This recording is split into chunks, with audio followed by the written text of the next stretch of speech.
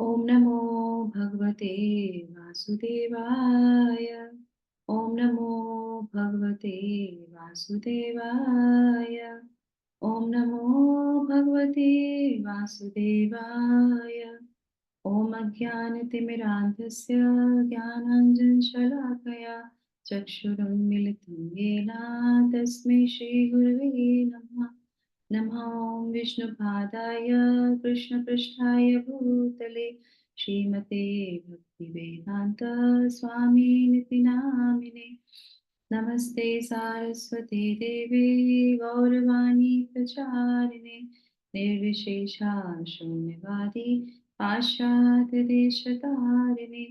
जय श्री कृष्ण चैतन्य प्रभु नित्यानंद श्री अद्वैत गदाधर श्रीवासादि गौर भक्तवृंद।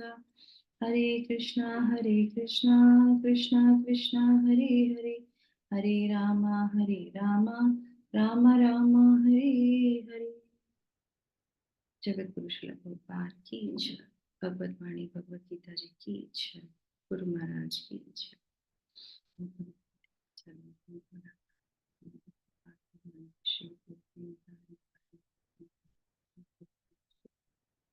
हरे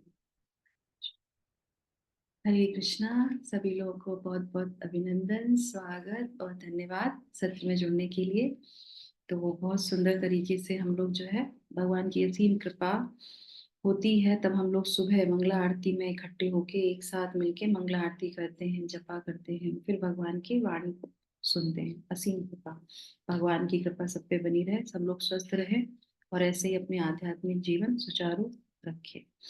तो आइए हम लोग प्रारंभ करते हैं। आज का हमारा अध्याय 16वां अध्याय चल रहा है, हमारा प्रारंभ हुआ है और श्लोक संख्या अभी हम लोग द्वितीय पे आ गए हैं। 3 श्लोक जो है एक साथ हैं, तो उसमें जो है सारे दैवीय गुण बताए गए। जो शुरू के जो श्लोक है वो दैवीय गुण है। तो हम लोगों ने एक्रोनिम जाना था डोर, तो डी से दैवीय गुण, ठीक है।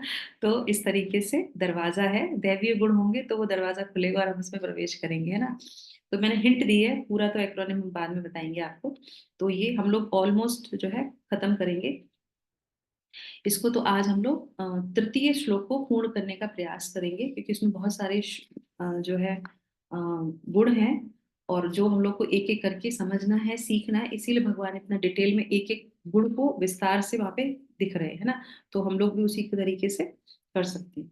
तो शुरुआत करते हैं, एक बार पुनरावृत्ति करते हैं श्लोक की और उसके बाद आगे के जो हम लोगों ने दैवी तथा आसुरी दैवी जो गुण के बारे में चर्चा कर रहे थे उसको करेंगे। श्लोक अध्याय 16 दैवी तथा आसुरी स्वभाव, श्लोक संख्या 1, 2 और 3।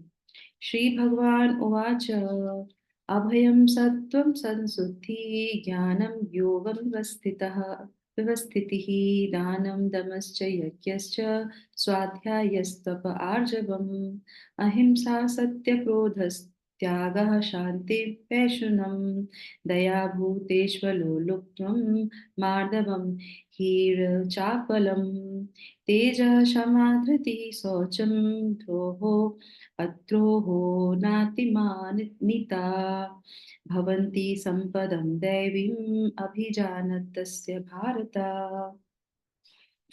तो भगवान यहाँ पे बोलते हैं भरत पुत्र को, अर्जुन को शुरू में बोलते हैं हे भरत पुत्र, और लास्ट में क्या बोलते हैं? बोलते हैं ये सारे दिव्य गुण जो दैवी प्रकृति से संपन्न देवतुल्य पुरुषों में पाए जाते हैं। और अर्जुन से बोलते तुम्हारे अंदर ये सारे गुण हैं, तुम इसी से ही उत्पन्न हुए हो, तुम ये सारे गुणों को लेके ही उत्पन्न हुए हो, तो दैवीय गुण तुम्हारे अंदर है। तो यहाँ पे बोलते हैं निर्भयता, आत्मशुद्धि, आध्यात्मिक ज्ञान, अनुशीलन, दान, आत्मसंयम, यज्ञ परायणता, वेद अध्ययन, तपस्या, सरलता, ये 9 गुण हम लोगों ने जाने थे प्रथम श्लोक में। उसके बाद द्वितीय श्लोक में अहिंसा, सत्यता, क्रोध विहीनता, त्याग, शांति, छिद्रान्वेषण में अरुचि और समस्त जीवों पर करुणा, लोभ विहीनता, भद्रता, लज्जा, संकल्प, तेज, क्षमा, धैर्य, ये हैं द्वितीय श्लोक में, है ना। पवित्रता, ईर्ष्या तथा सम्मान की अभिलाषा से मुक्ति। और ये टोटल मिला के कितने गुण हो गए हमारे? 15, 19 गुण है ये, टोटल नहीं 17 है शायद, 19, 17 गुण है ये टोटल, टोटल 17 है। और इन्हीं गुणों को क्या किया गया है, कैटेगराइज कर दिया गया है किसमें, भगवान ने जो है वर्ण आश्रम में इसको विभक्त कर दिया है कि कौन से जो है ब्राह्मण में होने चाहिए, कौन से क्षत्रिय में होने चाहिए, कौन से शूद्र में और कौन से वैश्य में। और उसके बाद वर्ण भी लिया है उन्होंने, कौन सा वर्ण लिया उन्होंने, क्षत्रिय लिया है, ब्राह्मण तो ये चल ही रहा है जो क्वालिटी चल रही है, ब्राह्मण क्षत्रिय और नहीं आश्रम, सॉरी वर्ण हो गया आश्रम।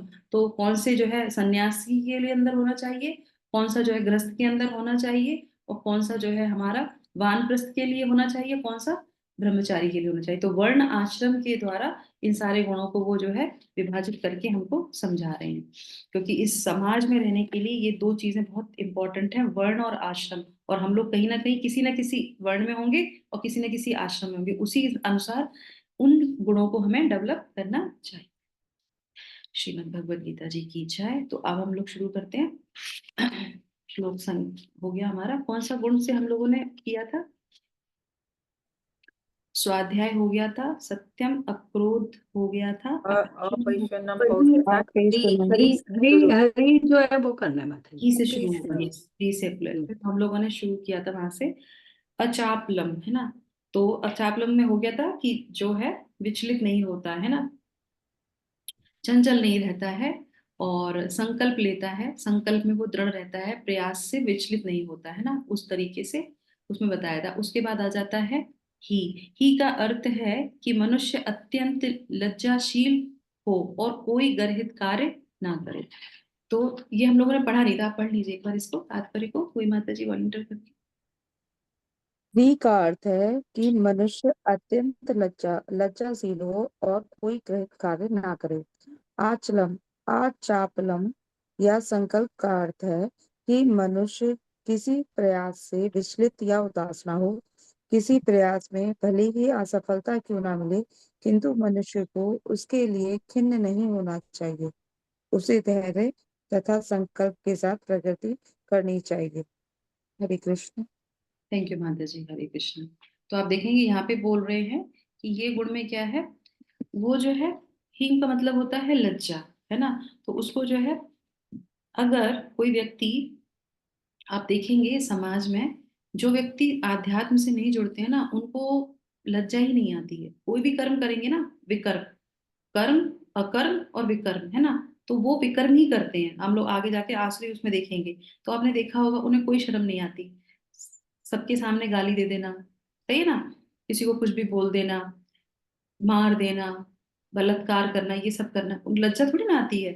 तो ये गुण होता है लज्जा का। और इसके साथ क्या सिखाना चाह रहे हैं यहाँ पे हम लोगों को, जो सीखने वाला है, आचार्य लोग हमारे क्या बताते हैं कि लज्जा जो है, स्त्री, हम लोग सब लोग यहाँ पे माताएं हैं बहुत से लोग, तो सब लोग का क्या है, लज्जा एक ऐसा गहना है जो बहुत इंपॉर्टेंट होता है हर स्त्री के लिए। पहले के समाज में आप देखेंगे कि स्त्रियों को जितना ढका हुआ रहती थी, वो उनका वही गहना था, और गहने पहने ना पहने वो पूरी ढकी रहती थी। पर आज बिल्कुल अपोजिट है, अब आज लोग कपड़े पहनना ही नहीं चाहते, जितना अंग दिखेगा वो उतनी सुंदर है, पर ऐसा सुंदर नहीं। आप देखेंगे, कॉमन सेंस देख लीजिए, यूज कर लीजिए, जो व्यक्ति बिल्कुल ढका होगा लोग उसकी तरफ ज्यादा देखते हैं। जो बिल्कुल नंगा ही है, उसने कपड़े पहन लिए, उसको क्या दिखेगा, कुछ है ही नहीं उसके अंदर देखने के लिए। तो उसके अंदर क्या दिखेगा, कुछ नहीं दिखेगा, वो तो सब पहले से ही उसने दिखा रखा है। तो कॉमन सेंस ही बात है, अगर कोई कहता तो हमें अट्रैक्ट अट्रैक्ट तो उससे होता है जो पूरा ढका हुआ है, जो पूरी अच्छी तरीके से उसने कपड़े पहन रखे हैं। और पहले के समय में तो आप देखेंगे, हमने अपने माताओं को और अपनी दादियों को देखा था कि वो साड़ी तो पहनते थे, सर पे पल्ला तो करते थे, उसके साथ साथ शॉल भी डालते थे। अगर वो घर से बाहर निकलते हैं तो उसके साथ शॉल डाल के ही निकलते थे। और आज भी समाज में हमारे कई जो अलग अलग प्रांत हैं जहाँ पे ये इस्कॉन टेम्पल हैं, तो हर जो गुरु हैं उनका कुछ कुछ निर्देश है। आप नॉर्थ में जाएंगे तो आज भी मंदिर में आप प्रवेश करेंगे तो सर पे पल्ला ही होगा, लज्जा, क्योंकि हम भगवान के सामने आ रहे हैं तो लज्जा। साउथ में नहीं, क्योंकि साउथ में कुछ दूसरी पद्धतियां चलती हैं, इसलिए सर पे पल्ला नहीं रखते यहाँ पे। तो मंदिर में हम लोग ऐसे ही प्रवेश करते हैं, पर फिर भी साड़ी पहन के जाना है। ये शोभा है कि हमको पूरी तरीके से अपने आप को कवर करके जाना चाहिए। तो एक लज्जा ये है। इसी से संबंधित एक स्टोरी और आती है कि हर व्यक्ति के अंदर जो कृष्ण भावना भावित होता है, अगर उसको जरा सा भी ऐसा लगता है कि हमसे कुछ गलत कृत्य हो गया, है ना, तो उसके अंदर क्या है, ये जो लज्जा का है मतलब अंदर से जो है लाज वाला जो है वो उसके अंदर भाव आ जाता है। वो क्या होता है, जैसे यशोदा मैया थी तो हमारे जो है गोपाल चंपू उसमें आती है ये कथा। तो उसमें क्या बताते हैं कि जब माता ने कृष्ण भगवान को बांध दिया ओखल से, है ना, और आप हम लोग को पता है ये वृक्ष गिरे और उनका उद्धार हो गया, तो भगवान है, उनको कौन कुछ कर सकता है। पर मैया तो पूरी तरीके से जो है भाव उनका माँ का जब वो हो जाता है, तो बाद में जो है नंद महाराज जो कहते हैं कि तुमने क्या किया, तुमने छोटे से कन्हैया को बांध दिया, अगर ये वृक्ष इसके ऊपर गिर जाते तो क्या होता। तुमने सोचा नहीं। जब वो ऐसे बोलते हैं ना तो मैं ये सोचती हाँ, मैंने सोचा ही नहीं। अगर अरे भैया वो तो भगवान है, उनके ऊपर क्या गिरेगा। वो तो इतनी सारी लीला करके आ रहे, पर वो 3 दिन तक नंद महाराज के सामने मुंह शक्ल नहीं दिखाती है, आती ही नहीं है कि मेरे से इतना बड़ा अपराध तो हुआ ही नहीं, वृक्ष तो गिरे ही नहीं, चोट तो लगी ही नहीं, पर अगर हो जाता तो क्या होता, इतनी हीन भावना। तो यहाँ पे जो हीन जो शब्द आया है ना, अंदर से हीन भावना आ जाती है तो उसकी लज्जा। तो कृष्ण भावना भावित में जब हम लोग आते हैं, कृष्ण इसमें चेतना में, तो इसमें बोलते हैं कि कोई भी कृत्य नहीं भी हुआ हो ना, उससे पहले उसके लिए हीन भावना आ जाएगी। ऐसा नहीं कर सकते, ऐसा कैसे कर लेंगे हम, ऐसा तो हम कर ही नहीं सकते। है कि नहीं। अब आप देखेंगे जो भी कृष्ण कॉन्शियस में आते हैं, वो धीरे धीरे कोई बहुत वैसी जो चीजें होती जो नॉर्मल पहले लोग करते थे वो अब नहीं करेंगे। लोग कहते हैं हमारे अंदर गुण डेवलप नहीं हुए, हमारे अंदर बहुत सारे गुण डेवलप हो गए। आप पलट के देखिए अपने जीवन को, हमारे जीवन में कितना बदलाव आया है। लोगों को नहीं दिखता होगा, अब शुद्धि होते होते तो होगी, इतने जन्मों की चीजें जो जा रही हैं, पर बहुत बदलाव आ गया है। लोग जो लोग बहुत दिनों बाद देखेंगे वो बताएंगे आप में बहुत बदलाव आ गया। रोज वाले तो कहेंगे तुम तो वैसे ही हो। पर है हमारे अंदर, किसी के लिए हम अब द्वेष नहीं करते हैं, सबके लिए प्रार्थना करते हैं। पहले करते थे क्या किसी के लिए प्रार्थना, मंदिर में जाके सिर्फ अपने लिए बात बोलते थे, करेक्ट। पर अब हम लोग क्या करते हैं, सबके लिए प्रार्थना करते हैं, सबको भगवान की तरफ जोड़ने का प्रयास करते हैं। ये क्या है, ये गुण ही तो है। और कोई भी गलत काम है, अरे नहीं ये टच नहीं करना है, इसको ऐसे नहीं करना है, किसी को, बहुत सारी चीजें चेंज हो गई। तो ये क्या है, ये भावना हमारे अंदर डेवलप हो ही गई है और वो भी जाती है जो भी कृष्ण भावना भावित आते हैं उनके अंदर। तो ये बोल रहे हैं कि कोई भी गलत काम वो नहीं करता, नहीं तो उसके अंदर क्या है, ये लज्जा वाला जो हीन की भावना है, विकर्म नहीं करेगा वो कभी भी इस तरीके से ये।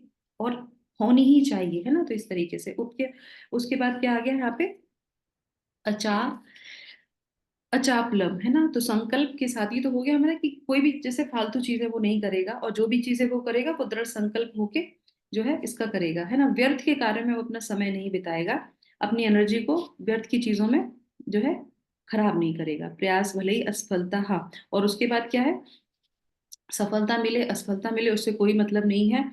हम अपनी प्रेस्क्राइब्ड चीज है वो करेगा ही करेगा, जो उसने संकल्प ले लिया। अब कुछ भी हो जाए, एकादशी तो नहीं छोड़ेंगे, लहसुन प्याज तो नहीं खाएंगे, चाय कॉफी तो नहीं पिएंगे, करेक्ट।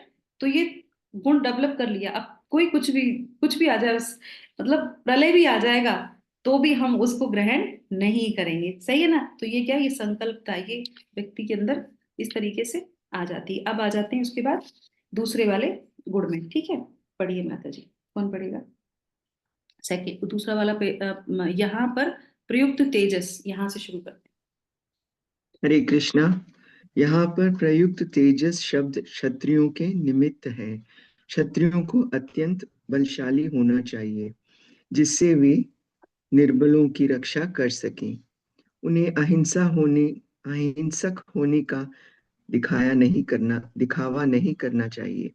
यदि हिंसा की आवश्यकता पड़े तो हिंसा दिखानी चाहिए, लेकिन जो व्यक्ति अपने शत्रु का दमन कर सकता है उसे चाहिए कि कुछ विशेष परिस्थितियों में क्षमा कर दे। वह छोटे अपराधों के लिए क्षमा दान कर सकता है। हरे कृष्णा। हैं। थैंक यू माता जी, हरे कृष्णा। तो हम लोगों ने अहिंसा, सत्यता, क्रोध विहीनता, शांति, भद्रता, संकल्प, तेज, क्षमा, धैर्य, करेक्ट। तो ये गुण आ गए, है ना। तो ये हमारा, ये इससे पहले, एक मिनट, इससे पहले भी है ना कुछ गुण हैं जो हम लोगों ने अभी इसमें डिस्कस नहीं किए, तात्पर्य में नहीं है पर हम उनको ले लेते हैं, है ना। उससे पहले क्या है, अचापलता के बाद जो है आप देखेंगे ट्रांसलेशन में जीवों पर दया, करुणा, करेक्ट। तो दया भूतेषु ये वाला आया ना, दया भूतेषु, है ना। सेकंड श्लोक की सेकंड लाइन में, करेक्ट। अपैशनम के बाद ये हो गया। तो हाँ, इसको भी हम ले लेते, नहीं तो हम फिर पूरा हमारा कंप्लीट नहीं होगा।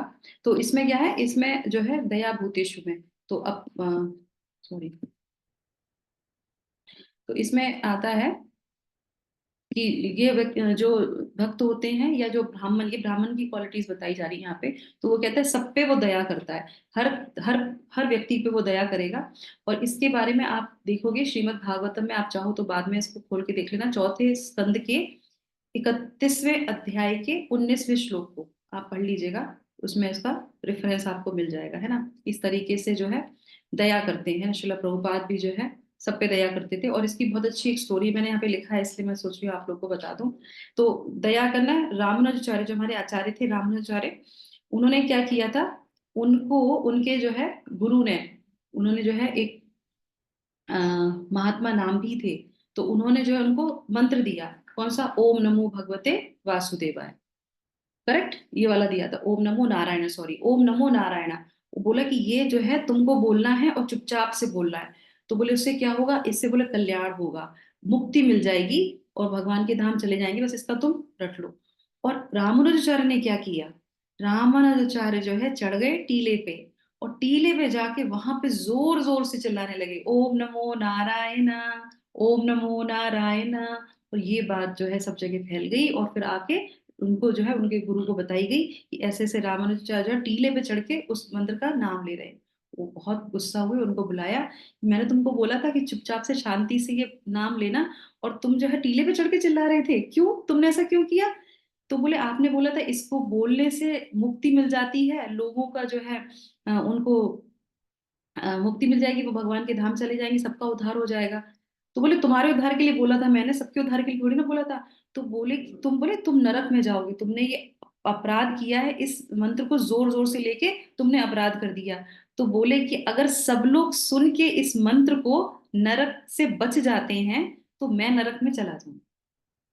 वो क्या बोलते हैं, ये सुन के सबको मुक्ति मिल जाएगी ना, सब भगवान के धाम चले जाएंगे, और वो जो अपराध सबके जो मेरे ऊपर आएगा नरक में जाने का, तो मैं ले लूंगा, क्योंकि वो नरक में नहीं जाएंगे। तो ये बात जब उनके गुरु सुनते हैं, तो वो उनको गले से लगा लेते हैं और कहते हैं कि तुम सही व्यक्ति हो जो दूसरों का उद्धार करोगे। तो इस तरीके से सोचो कि कितनी करुणा है कि हम नरक में जाएंगे तो कोई दिक्कत नहीं, हमारे गुरु वर्ग जो है वो क्या करते हैं, वो यही तो कहते हैं कि कोई बात नहीं, तुम्हारे लिए मैं कष्ट सहन कर लूंगा, और कोई नहीं कर सकता। आप देखिए इस समाज में कोई भी आपका बीमारी नहीं ले सकता, आपका दुख नहीं ले सकता, आपकी पोटली नहीं ले सकता, सिर्फ एक गुरु ले सकता है। और गुरु के प्रति हम क्या करते हैं, हम गुरु को ही याद नहीं करते, जो हमारे लिए हमेशा आए इस जगत में हमारे लिए है, पर हम उन्हीं को छोड़ देते हैं, हम उनको लेना ही नहीं चाहते। तो बहुत बहुत बहुत इंपॉर्टेंट गुण है ये, दया भूतेषु, वो हमेशा सुख दुख के लिए, और जो सबके लिए करता है उससे भगवान हमेशा प्रसन्न रहते हैं ना, इस तरीके से। और फिर उसके आगे माँ, हाँ ये आ गया। हाँ, और उसके बाद ये जीवों पे करुणा हो गई। और उसके बाद लोभ विहीनता। तो लोभ विहीनता में क्या आता है कि उसको जो है लोभ ही नहीं होगा, वो किसी भी चीज में जो है उसको लोभ नहीं करेगा। इसमें एक बहुत अच्छी वो आती है, बहुत अच्छी कथा आती, पंढरपुर में एक जो है वो थे पति पत्नी, उनकी नाम लिखा था इनका, हाँ, रांका बांका। रांका थे पति, बांका थी उनकी वाइफ। क्या टाइम हो गया, ठीक है, एनीवे। तो रांका बांका पंढरपुर में ये थे, और बहुत अच्छे धनी, ज्यादा धनी नहीं थे, पर उनके अंदर गुण क्या था, वो भगवान के भक्त थे, भगवान की भक्ति करते थे, धन नहीं था उनके पास, ब्राह्मण ही थे, ब्राह्मण की क्वालिटीज है ना ये, तो वो ब्राह्मण ही थे। और उनके अंदर क्वालिटी तो एक बार वो जा रहे थे भगवान के दर्शन करने, राका मतलब उनके हस्बैंड, और उनके पीछे पीछे उनकी वाइफ जा रही थी, तो उन्होंने देखा रास्ते में एक बहुत बड़ा सा जो है धन की जो है थैला पड़ा था, और उसमें से धन मतलब निकला था, जो भी जेवर था या जो भी मुद्राएं थी, जो भी था वो था, तो वो जल्दी जल्दी से क्या करने लगे, एकदम से धूल लेके उसको ढांकने लगे। तब तक उनकी पत्नी आ गई। वो पत्नी बोली कि क्या कर रहे हैं आप। तो बोले अरे यहाँ पे धन था, किसी का गिर गया होगा, तो मैं इसको मिट्टी से ढांक रहा हूँ। बोले क्यों। तो बोले कि तुम ना देख लो इसलिए। बोले क्यों, मैं देख लूंगी तो क्या होगा। बोले स्त्रियों का आकर्षण धन पे होता है, अगर धन, समझ रहे ना, स्त्रियों का आकर्षण धन पे होता है। जो स्त्री अगर गहने से दूर हो गई तो समझो उसमें सबसे बड़ी विरक्ति है, क्योंकि स्त्री गहनों से विरक्त नहीं हो सकती, उसको बनाया ही उसी तरीके से गया है, उसका फीचर ही ऐसा है, उसको इतना सजाते हैं, जो धन देते हैं ना शादी में इसीलिए देते हैं कि इधर उधर उसका दिमाग ना लगे, उसी में ही जो है वो लगी रहे। तो इसलिए वो कहते हैं ढाक दी। तो फिर उनकी पत्नी क्या बोलती है, वो उनसे भी ज्यादा विरक्त थी, तो वो क्या बोलती हैं, मतलब ये जो शब्द आया है ना हमारा, लोभ भी था उनके अंदर, बिल्कुल लोभ नहीं। तो वो कहती है ये धन भी तो धूल ही है, तुम धूल से धूल को क्या ढक रहे हो। वो क्या बोलती है, ये धन भी धूल ही है, इसको धूल से क्या ढक रहे हो। उन्होंने धन देखा, पर पत्नी ने क्या देखा, वो भी धूल ही है, क्योंकि वो किसी के साथ नहीं जाता, ये धूल धूल में ही मिल जाती है। तो फिर वो कहते हैं कि अब मुझे बिल्कुल शांति है कि तुम किसी चीज से विचलित नहीं होगी, तुम्हारे अंदर कोई लोभ नहीं होगा, चलो हम लोग चलते हैं भगवान के दर्शन करने। और वो चले जाते हैं। इस तरीके से जो है ये बहुत अच्छा गुण होता है। और स्त्रियों में इस तरीके से तो धन का लालच, गहनों का लालच, ये इस तरह जो है नहीं करना चाहिए। और दूसरे की चीजों को तो बिल्कुल भी। तो यहाँ पे समझाने का क्या है, ये गुण जो होता है, कलेश इसी में ही होता है। जरा, और क्या है वो, जर जोरू जमीन, है ना। जर जोरू जमीन, ये तीन चीजें आती हैं। जमीन से किसी के अंदर किसी के साथ लड़ाई हो सकती है, स्त्री के साथ लेके लड़ाई हो सकती है, और ये जो धन होता है ना, सोना और पैसा, इसी से लड़ाई होती है। ये तीन चीजें हमेशा लड़ाई की जड़ बताई जाती हैं। जो इन तीनों से विरक्त रहता है उसके पास कभी भी जो है कलयुग का जो प्रभाव कम रहेगा उसके ऊपर हमेशा, जहाँ पे व्याधियां कम आएंगी। उसके बाद आ जाते हैं लोक विभिन्नता, और उसके बाद है भद्रता, है ना। लज्जा हम लोगों ने कर लिया, भद्रता है ना। भद्रता क्या होता है, भद्रता माद्रम, है ना। तो इसको क्या बोलते हैं, ये जो है ऊपर आप शब्द में देखेंगे माद्रम, मार्दवम, मार्दवम, है ना। ये क्या है, कोमलता। उसका हृदय बहुत कोमल होगा। जो ब्राह्मण है, अगर उसका, हमने बार बार पढ़ा था ना कि अगर हम लोग बहुत तर्क करते हैं, हम लोग बहुत द्वेष करते हैं, हम लोग दान नहीं देते हैं, तो हमारा हृदय क्या हो जाता है, कठोर हो जाता है। और यहाँ पे बता रहे हैं कि उसका हृदय कोमल होगा। और कोमल शब्द कैसा, ऐसा कोमल होता है किसी के दुख को देख के दुखी हो जाएगा। शिला प्रभुपाद एक बार बहुत अच्छे से जो है प्रचार करके आ रहे थे, बहुत बड़ी सभा को करके आ रहे थे, गाड़ी में बैठते और जाने लगते, तब तक वो किसी और, तब वो रोने लगते हैं, बहुत तेज तेज उनके आंसू निकलते हैं। सब लोग कहते हैं कि इतना अच्छा प्रोग्राम हुआ, इतने लोगों ने अटेंड किया, इतने अच्छे सबको हरिनाम मिला, शिला प्रभुपाद क्यों रो रहे हैं। तो पूछते हैं, प्रभुपाद आप क्यों रो रहे हैं। तो कह रहे नहीं, मैं उन कुछ लोग थे जो हरिनाम मतलब अलग थे, पी खा रहे थे, उनको देख के वो रोने लगे। उनको उसकी खुशी नहीं हुई जो इतने लोगों ने नाम लिया, उनको उनकी भी चिंता थी जिन्होंने नहीं लिया। तो ये है कोमल हृदय। शिला प्रभुपाद हमेशा जो है कोमल हृदय। और आप देखेंगे जो बच्चा होता है ना, तो कहते हैं ना सॉफ्ट हार्टेड होता है। बच्चे को आप कहीं पे लेके जाइए, अगर उसने किसी को देखा उसका अंग भंग है, तो वो कहेगा अरे मम्मी देखिए इसको ऐसा है, और उसको देख के वो रोने लगेगा। क्यों, क्योंकि उसका हृदय कोमल है। और हमारा क्या होता है, हम किसी को देख के हंसने लगते हैं, हम किसी को देख के हमें कुछ फर्क ही नहीं पड़ता है, हमारा हृदय कठोर है। तो हमें ये देखना चाहिए कि हमारा हृदय सॉफ्ट होना चाहिए। जैसे ही किसी की दुख को सुना, तो हमारे हृदय में तुरंत पेन होना चाहिए, अरे उसके साथ कुछ ऐसा तो नहीं हुआ, उसको कोई तकलीफ तो नहीं हुई। तो समझिए कि आपका हृदय सॉफ्ट हो रहा है, और होना ही चाहिए। भगवान के धाम जाना है, भगवान से कनेक्ट करेंगे तो होना ही होना पड़ेगा। तो अपने हृदय को जो है सॉफ्ट करना है, कैसे कर सकते हैं, वो सारी विधि भी हमको शास्त्रों में बताई गई है।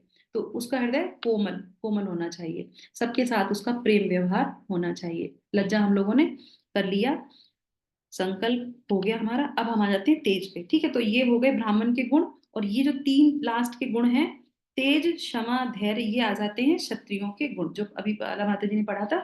अब उसके बाद पढ़ लेते हैं ना। तो बलशाली तेज होता है। तो अर्जुन के अंदर क्या थे, क्षत्रियों के सारे गुण थे, पर फिर उसके साथ साथ भी क्या था, हृदय कोमल था। तो ब्राह्मणी क्वालिटी भी थी और क्षत्रिय क्वालिटी भी थी, और होना भी चाहिए। ऐसा बोलते हैं कि जो है हमें जो है मतलब डरना नहीं चाहिए। अभयम जो शुरू में आया था ना, अभयम होना चाहिए। और जब गलत कोई चीज हो तो उसके लिए अपने बल को यूज करना चाहिए। जैसे जीव गोस्वामी जो थे, जीव गोस्वामी, रूप गोस्वामी, रूप गोस्वामी थे, वो हमेशा नित्यानंद नहीं नहीं, जीव गोस्वामी, जीव गोस्वामी थे, वो हमेशा नित्यानंद प्रभु की डीटीज को अपनी छाती पे लेके सोते थे। उनसे इतना प्रेम प्रेम करते थे, और उनके अंदर इतना बल था कि अगर किसी ने बोल दिया भगवान के बारे में तो उसको छोड़ेंगे नहीं। उनके अंदर वो क्रोध भी था। मतलब रूप गोस्वामी, सनातन गोस्वामी के बारे में लोगों ने कई बोला कि ये हम इनसे बहस करेंगे, हम इनको हरा देंगे। और वो कहते हैं हाँ ठीक है हम तुमसे हार गए, छोड़ दो, और छोड़ के वो चले जाते हैं। चैतन्य चरितमृत में आता है। पर जीव गोस्वामी जो सुनते हैं, जीव गोस्वामी मैं बताता हूँ, मैं तुमको हराता हूँ, और उनको हरा देते हैं। तब जब रूप गोस्वामी उनको पता चलता है, बोले तुमको क्या जरूरत थी लड़ाई करने की? बोले नहीं, आपके प्रति कैसे बोल देंगे वो? बोले जब हम नहीं बोल रहे तो तुम क्यों बोल रहे हो? तो उनके अंदर था कि गुरु के प्रति कोई नहीं बोले, हमारे उनके भगवान के प्रति कोई नहीं बोले, तो वो बल जो है होना चाहिए। तो क्षत्रियों को गुण है प्रोटेक्शन करने का, तो क्षत्रियों के अंदर वो बल होना चाहिए। कहीं कहीं पे गलत चीज पे क्रोध आना ही चाहिए। संप्रदाय के बारे में कोई बोले, गुरु के बारे में कोई बोले, हमें सुनना नहीं चाहिए, ठीक है। फिर आ जाते हैं क्षमा। क्षमा क्या है? ये बहुत सुंदर गुण है, क्योंकि जिसके अंदर बल होता है ना, उसके अंदर क्षमा का काम बहुत कम होता है, क्योंकि क्रोध आ जाता है ना, और वो अहंकार में बदल जाता है। ज्यादा बल है तो अहंकार में बदल जाएगा, इसीलिए क्या बोल रहे हैं? क्षमा होना चाहिए। तो कहते हैं कि अगर आपके अंदर बल भी है, आप सबको प्रोटेक्ट कर सकते हो, तो आप क्या करो, उनको क्षमा भी कर दो अगर उसने गलती की है। शिला प्रभुपाद क्या बोलते थे कि 3 बार किसी की भी गलती को जो है नजरअंदाज कर देना चाहिए, मतलब उसको देखना ही नहीं चाहिए। कितनी बार? 3 बार। अगर कोई व्यक्ति गलती करता है 3 बार रिपीटेडली, उसको ध्यान नहीं देना। चौथी बार अगर वो करता है तो आप उसको करेक्ट कर सकते हैं, उसको समझा सकते हैं। और अगर गलती ऐसी है जो माफ करने लायक नहीं है, तो उसको जो है उसका दंड मिलना ही चाहिए। पर आप देखेंगे हमारे यहाँ युधिष्ठिर महाराज जो धर्म परायण जो थे, युधिष्ठिर महाराज, उन्होंने जयदत्त को, जयदत्त ने क्या किया था जब वो लोग वनवास में जब गए थे एक्साइल में, तो क्या किया था? उनको ले लिया था, द्रौपदी को किडनैप कर लिया था। और फिर जब भीम ने उनको बचा के लेके आए उनके सामने, तो युधिष्ठिर महाराज ने क्या किया? उनको छोड़ दिया। जबकि किसी की स्त्री को अपहरण करने का क्या है, ये बहुत बड़ा अपराध है। ये जो है आताताइयों के अंतर्गत आता है, जिसको माफ नहीं किया जाता है, पर उन्होंने फिर भी उसको माफ कर दिया। तो इसी तरीके से आप देखेंगे शिला प्रभुपाद या हमारे गुरुवर कोई भी है, कोई भी कुछ भी को तुम गलत कर दो, वो कभी भी जो है हमारे हिज होलीनेस गोपाल कृष्ण महाराज, जय पताका स्वामी महाराज, कितनी बार डिसाइपल्स गलती करते हैं और वो उनको नजरअंदाज कर देते हैं। वो कहते हैं अगर हम ही इनको नहीं छोड़ेंगे, हम क्षमा करेंगे, तो इनको फिर और कौन क्षमा करेगा, और इनकी जगह है ही कहाँ रहने की। तो वो उनके अंदर बहुत जो है क्षमा। और कहते हैं कि अगर कोई गलती कर रहा है 3 बार, तो उसको बोलना ही नहीं चाहिए, उसको टोकना ही नहीं चाहिए, कोई बात नहीं, आज नहीं तो कल सही हो जाएगा, उसको ध्यान ही नहीं देना चाहिए। उसके बाद ये तो पता था पहली गलती करी और हमने जो है उसको सुना ली उल्टी सीधी, और हमने उसको, तो ये हमारे अंदर है, 3 बार क्षमा करना ही चाहिए, चौथी बार जो है फिर उसको समझाना चाहिए। उसके बाद क्या है? धृति, धैर्यता। तो उसके अंदर जो है धैर्यता होनी चाहिए। कई बार जो है बहुत सारे जीवन में उतार चढ़ाव आते हैं, तो हमको जो है धैर्य बना के उसको आगे बढ़ना चाहिए अपने जीवन में, ठीक है। अब हम आ जाते हैं अगले वाले उस पे, पढ़ लीजिए माता जी। हरे कृष्णा। जगत गुरु शिला प्रभुपाद की जय, गुरुदेव की जय। सोचम का अर्थ है पवित्रता, जो न केवल मन तथा शरीर की हो, अपितु व्यवहार में भी हो। यह विशेष रूप से वणिक वर्ग के लिए है। उन्हें चाहिए कि वे काला बाजारी न करें। नाती मान्यता अर्थात सम्मान को आशा न तो जी ये वाला, सम्मान की आशा न करना। माता जी ये दूसरा गुण आ गया, तो हम पहले इसके बारे में सोच लेते। तो अब हमने क्षत्रियों के 3 गुणों के बारे में जान लिया, ठीक है। कौन से होते हैं? तेज होता है, बलशाली होता है, क्षमा होता है, धृति। ये 3 गुण हो गए किसके? क्षत्रिय के। उसके बाद आ गई पवित्रता, है ना। तो ये क्या है?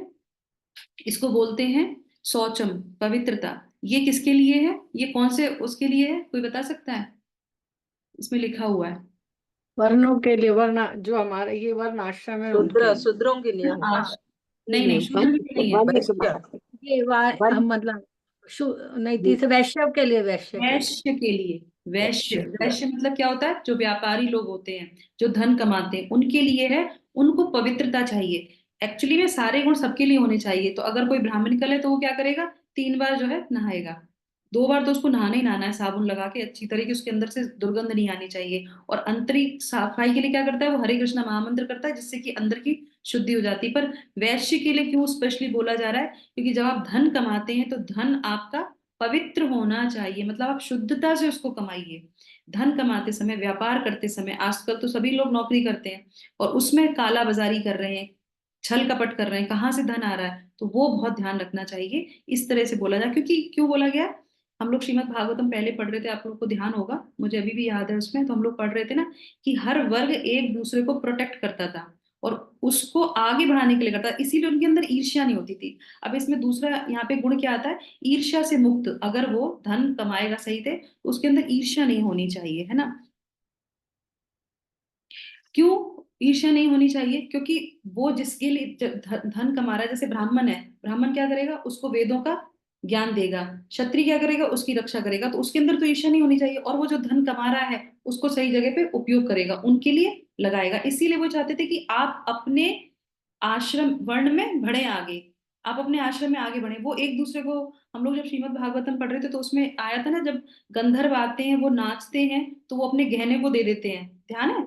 फिर वो कहते हैं कि जो ढोल बजाते हैं, जो गाना गवैये होते हैं, तो वो यही सोचते रहते थे कि ये कब आएंगे, नृत्य करेंगे, नाच गाना करेंगे और हमको क्या करेंगे, उपहार में देंगे, क्योंकि उनका जीवन उसी से ही चलता है। तो इस तरह से श्रीमद् भागवतम में भी आता है कि हर वर्ण जो है अपने उसी से अपना जीवन निर्वाह करता है, तो दूसरे से उसको कोई जलन उड़न नहीं होती है। तो इस तरीके से बता रहे हैं कि उसको जो है क्या, ईर्ष्या नहीं होनी चाहिए, और वो धन सही तरीके से उसको कमाना चाहिए, पवित्रता उसके अंदर होनी चाहिए। ये हो गया।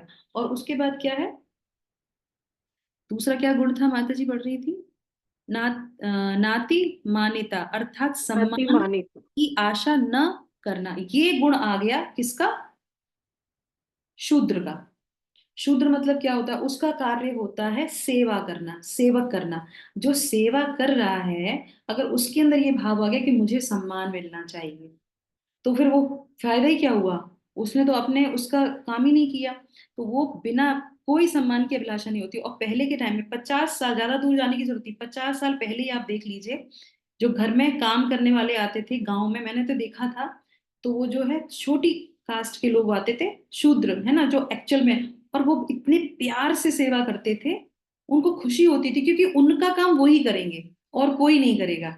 और उनको कोई सम्मान की अभिलाषा नहीं होती थी, क्योंकि उनको पता था मेरा काम मैं और बहुत अच्छे से करते थे। और उनको उनका भरण पोषण भी कौन करते थे, जो उच्च लेवल के जो होते थे वो उनका भरण पोषण आराम से करते थे, उनके शादी हो कुछ भी हो, सब कुछ का भार उन जिनकी यहाँ वो सेवा करते थे वो ही करते थे, उन्हें कोई टेंशन नहीं होती थी, और उन्हें कभी सम्मान की जरूरत ही नहीं, और बिल्कुल आराम से नम्र होके। हम अपने शास्त्रों में देखेंगे हनुमान जी, ये वर्ण वाली बात नहीं चल रही है यहाँ पे, ये बात चल रही है जो सेवक भाव होता है उसको कोई भी पद नहीं चाहिए, सेवा मतलब सेवा। और हम लोग जब केसी में आते हैं तो हमारा नाम चेंज हो जाता है, क्या नाम लग जाता है, निताई प्रिया सुमुखी देवी दासी भूल जाते हैं, है ना। पूरा नाम तो लिखा होगा पर लास्ट में क्या होगा, डीडी। डीडी का मतलब क्या, अरे दे दासी हैं हम लोग, पहला नाम तो वही है। शिला प्रभुपाद हमेशा कहते थे आगे के नाम को भूल जाओ, पीछे का वाला जो नाम लगा ना वो तुम्हारा नाम है, क्या दास से हो तुम, किसके दास हो, तुम नित्यानंद के जो है प्रिय हैं उनकी दासी हो। तो ऐसे करके हर नाम के आगे आप किसकी दासी हो, तो वो बहुत इंपॉर्टेंट है, दास का भाव, मतलब कोई भी हमें सम्मान नहीं चाहिए, ये बहुत इंपॉर्टेंट ये है। तो ये हमारा हो गया पूरा, ठीक है। अब हम आ जाते हैं, तो हम लोगों ने कितने गुण जाने, 17 टोटल गुण हैं, जिसमें कि हम लोगों ने एक शूद्र का जाना, 2 वैश्य के जाने, 3 जो है क्षत्रिय के जाने, और उसके बाद कितने, 1 2 3 4 5 6 7 8 माता जी ये बोले 26। माता जी 26 26 26 26 26 तो है, 26। 26 में कैटेगरीज कर रही हूँ मैं, 13 गुण हो गए हमारे, 12 13 गुण हो गए हमारे ब्राह्मण के। तो इस तरीके से ब्राह्मण के, क्षत्रिय के, शूद्र के, वैश्य के, ये सारे टोटल हो जाते हैं, ठीक है। अब हम आ जाते हैं आज के जो है लास्ट पे, कि जो है अद्भुत भी है क्या इसमें, अद्रोहम कहाँ से आते, मैंने लिखा है इसमें, अद्रोहम इसमें ही है क्या, नहीं ना, ठीक है। है माता जी, अद्रोह है।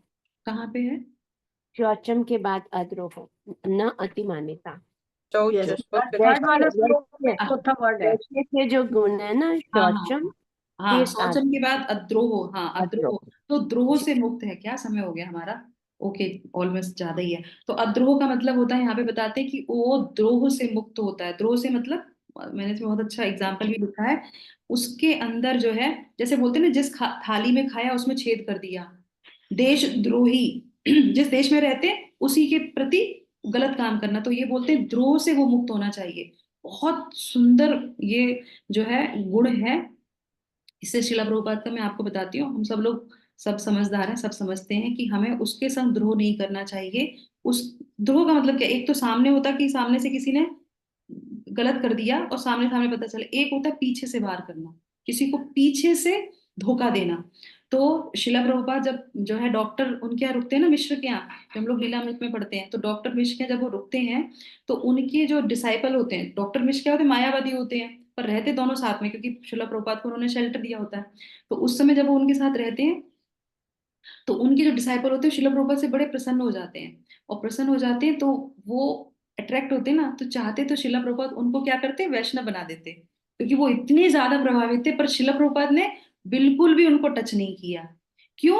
क्योंकि वो उनके साथ रहते। अगर उनके डिसाइपल को चुपचाप से अगर वो कहते तुम हरे कृष्णा मंत्र करो, तुम ये मायावादी के साथ छोड़ दो, तो वो क्या है, वो द्रोह है। तो शिला प्रभुपाद ने ऐसा कुछ नहीं किया, इतने लोगों को भक्त बनाया पर उन लोगों को टच नहीं किया। क्यों? क्योंकि वो अपने गुरु के साथ रहते, जो उनको गुरु सिखा रहे हैं वो सीखेंगे। ये भावना, मतलब पीछे से चुप, बहुत सुंदर चीज है ये, कि हमें कभी भी ऐसी कोई चीज नहीं करनी चाहिए। हर क्षेत्र में, कोई भी क्षेत्र हो, तो ये द्रोह कहलाता है, और इसको जो है ये उसके अंदर नहीं होना चाहिए। ठीक है। और उसके बाद लास्ट में आप देख लीजिए, सेवेंथ श्रीमद् भागवतम के 7वें स्कंद का 9वें श्लोक का 10वां, 9वें अध्याय का 10वां श्लोक। इसमें क्या बोला जा रहा है, ये हमारा कंक्लूजन है आज के इस, जो हम लोगों ने अभी तक जितना भी गुण सीखे हैं, ये सारे गुण होने चाहिए। तो आपको देखेंगे, धनवान होना बहुत अच्छी बात है ना, पर धनवान से ज्यादा क्या होना चाहिए, ज्ञानवान होना चाहिए। और ज्ञानवान भी ठीक है, पर ज्ञानवान से ज्यादा क्या होना चाहिए, गुणवान। जैसे हम लोग ज्यादा भक्ति विनोद ठाकुर बोलते हैं, वो होना चाहिए। और उसके साथ गुणवान से भी ज्यादा कौन सा गुण होना चाहिए, वो प्रहलाद महाराज बोलते हैं कि ये सारी क्वालिटी अगर कोई डेवलप कर लेता है तो बहुत अच्छी बात है, होनी ही चाहिए। पर ज्यादा अच्छी क्वालिटी जब किसी के अंदर होती है तो एक और जो है गलत क्वालिटी आ जाती है, वो क्या है, अभिमान।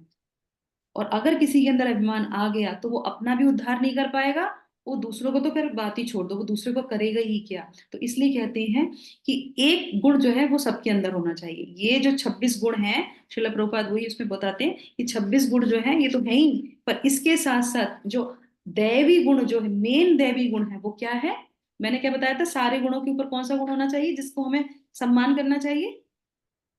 सेटिस्फैक्शन। नो, हीन हीन भावना। नो, अरे शुरू में मैंने बताया तो था आपको कि धनी से ज्यादा ज्ञानी, आर्जवम ज्ञानी। सेवा माताजी, सेवा आर्जवम, शुद्ध सरलता, भक्त। सरलता। सरलता, ये सभी में होना चाहिए। नहीं, ठीक माताजी। धनी से ज्यादा ज्ञानी, ज्ञानी से ज्यादा गुणवान, गुणवान से ज्यादा सम्मान किसका होना चाहिए? भक्ति विनोद ठाकुर का, भक्तों का भक्तों का। भक्तों का। यस, भक्तों से ज्यादा शुद्ध भक्त का। तो प्रहलाद महाराज कौन है? शुद्ध भक्त। और वो ही बताते श्रीमद् भागवतम में, इसको पढ़िएगा, वो क्या बताते हैं, विप्रदुषद गुण युता अरविंद नाभा परा, पराविंद मुखात स्वपचम वरिष्ठम, मन्ये तद अर्पित मनोवर्च हितार्थ, प्राणम पुनाति सकुलम न तो भूरिमाना।